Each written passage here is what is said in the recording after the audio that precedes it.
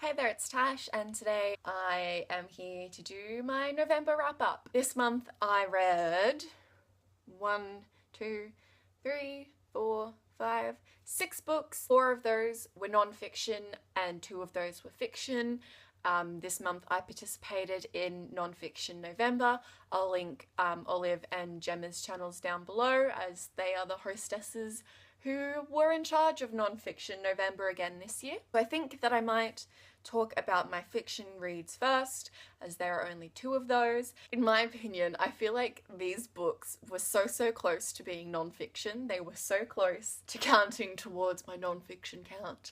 But regardless, one book that I read this month came from the very first giveaway I have ever won in my whole life. It was very exciting. I won Empty Spaces, Smudged Ink and Carved Revelations by Natalie. I don't know how to pronounce her last name, but she has a booktube channel, so I'll link her down below, as she is very lovely and the loveliness extends to this book.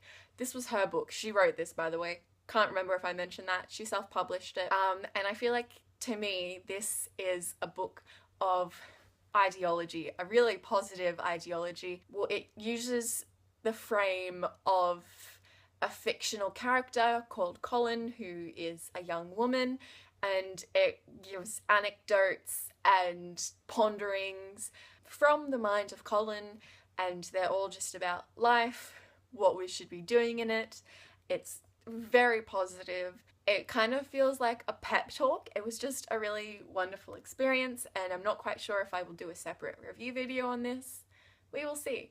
But yeah, I gave it 5 out of 5 stars. It was just really good. The next fiction thing I read this month was also really good. It was Alias Grace by Margaret Atwood, which I gave 5 stars. I actually have done a separate review on this, which I will link down below. Alias Grace is a book set in the 1800s, and it ponders whether the protagonist, Grace Marks, is a murderess, as she has been accused of being so, and it just circles around the idea of innocence and guilt, and whether or not Grace is either one of those, and it is very, I feel like, overtly a feminist book, and talks about social roles and social constructs and the spaces that women are allowed to possess. It was really good. It was really good. I gave it 5 stars. So the first non-fiction book I read this month goes in the home category, and it was Who Rules the World by Noam Chomsky. It fits into the home category because it talks about the world, and you know, we both live in the world. Most people, in fact, live in the world. And so this kind of just talks about America, the hypocrisy of America, and the times that America has butted their nose into where it shouldn't have butted into. It was really interesting, and it surprised me. I don't know why, probably shouldn't have, but it did. This is a very historical book. It uses very specific historical and political incidents. I think I would have preferred if it had talked more theoretically about power structures, but it did not. So if you prefer very practical philosophy and very historical philosophy, this could be one for you. And then the next thing I read, I want to tell you how I found the next thing I read. I was watching Kath's video from Kath Elizabeth Reads, and she was talking about how NetGalley has a Read Now feature wherein you can immediately download a book from NetGalley without any prerequisites, and I didn't know that's what that category was. I thought it was a very aggressive marketing campaign telling you to request these books right now, but no, you can just go straight off and read them. So that was enlightening, and I promptly downloaded Killer Fashion, Poisonous Petticoats, Strangulating Scarves and Other Deadly Garments Throughout History by Jennifer Wright, and this, as it says in the title, is a book about historically dangerous fashions. Within it you get a page spread, and on one side you have, in prose, some historical anecdote about the garment, and then on the other side you get a sweet little drawing and a little quatrain about the garment. It was nice. It wasn't exactly what I particularly wanted it to be, and I think this was me projecting onto the book, but it deals mainly with historical fashions, and I've kind of wanted more contemporary fashions, and I wanted more of a social feminist critique. It was just kind of historical fashions, so that was nice, but I think a lot of the incidents that were recounted I had already come across, so I think this might be better for like macabre younger readers, but it was nice, and I shoved this into the substance category, as many of the women within this book, more often than not, got set on fire, and fire is a substance that exists. See what I did there? Smooth. And then the next non-fiction book I read was Anecdotes of the Cynics in the Little Black Classic Edition. This kind of just recounts gossip about the ancient Greek philosophers who were part of the cynical philosophy. So you just have a couple pages from different sources, some of them anonymous, that are just anecdotes about the cynics. The most famous of which being Diogenes, who famously threw a plucked chicken at Plato and said, "Here is your man, Plato." I did enjoy every time Diogenes came for Plato.